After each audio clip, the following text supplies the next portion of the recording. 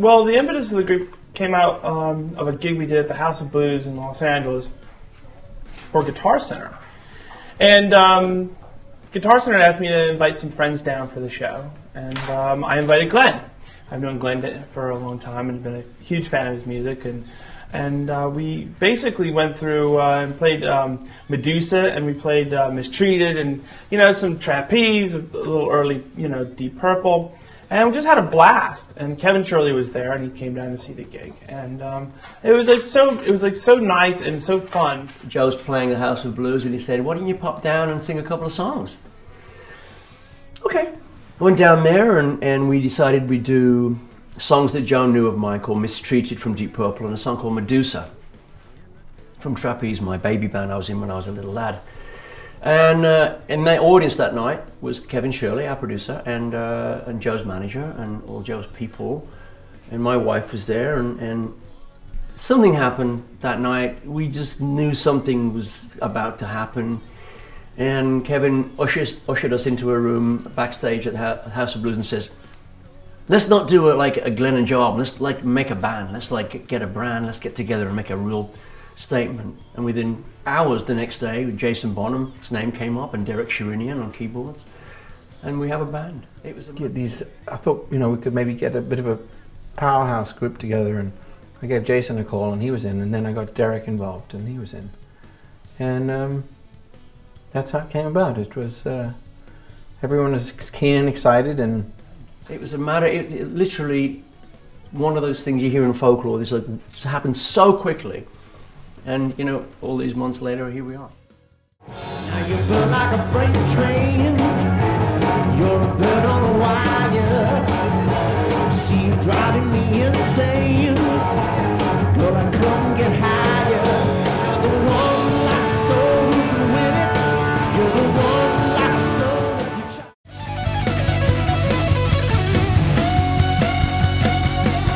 And if you feel what you got, you can give it. One I sold. I like to work under the gun sometimes when it has to be done. Being as this is a new band and we're all super excited, we've come into this rather quickly. Everyone has their own things going on at the moment, and we have to work around everyone's schedule. And here we are on this album will be recorded in a matter of hours rather than weeks. So it is what it is. It's a special project for all of us, and we're all super excited. And it's just like, you've seen what it's like. It's people coming and going, and this and that. And records were kind of made like this when I started out.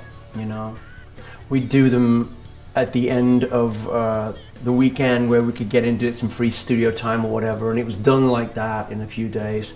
So all these years later, I'm making a record sort of like that, and it's a special album. It's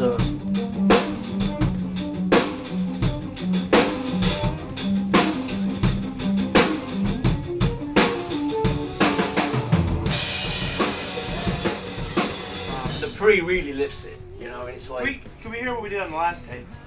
Yeah. I thought it was swinging pretty good. I love that pre-chorus, it's so bad.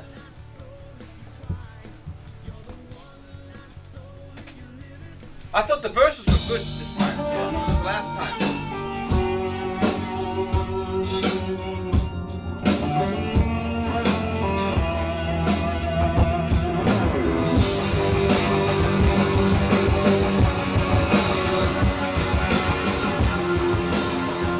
Coming out of where I come from, we did many albums in 3 or 4 days, This is the luxury of time. I don't believe in spending too much time meandering in the studio. I don't like to work like that. I know Kevin doesn't really like to work like that. To me, it's your initial take on a song, to me, is always the greatest. When it becomes labored and thought about too much, I feel that it loses its original intention. So when you sit in a studio, if you take 1 through 3 should be your best. Whether there's mistakes can be fixed, but your intention and your fire will be at its best. Take 75, you've kind of burned out the original idea, and you finally go, geez, I don't even know what we're doing here. It's like, what was the original song again? And then you go back to it and you go, well, geez, the first 3 takes were actually really good. So I've learned from that. You know, we get it. We'll play it until we get it right. But I still think the original ideas that come out of just playing, you know, from your feel and your heart, really trump the thought out stuff. So yeah, I mean, like, we had the luxury of time. This is the great. drums virtually for rhythm tracks, so with bass, drums and guitar, have been pretty much going down as we do them. If there's any fixing that needed done, we do them. It's been a matter of like learning them and then getting the take that's just the one where we've got it right, you know. So it's I've never worked really in this way, not when it's originals and the way we're doing it, but let's hope the way it's coming out, and obviously with Kevin at the helm, we trust his judgment, you know. It's sort of, I guess, like a postcard from right now. So we're all happy about it.